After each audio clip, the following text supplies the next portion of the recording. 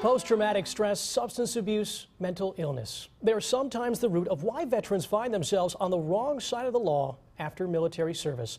But a new specialty court could help them avoid jail time. Fox 6's Brett Bagansky has the story. All right.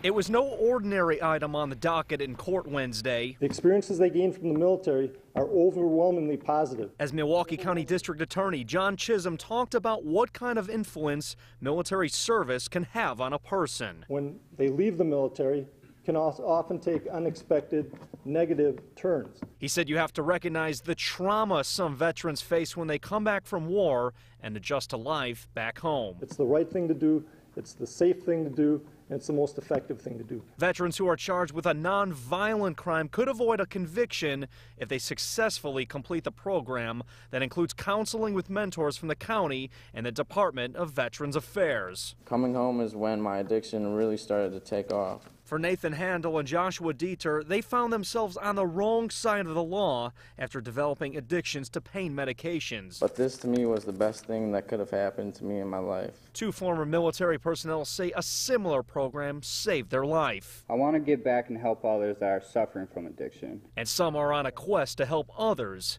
who struggled with life after service. However, veterans who are charged with violent crimes, sexual assault, or gang-related activities are not eligible for the new court. Live in the newsroom, Brett Bagansky, Fox 6 News. Brett, thank you very much. Well, it is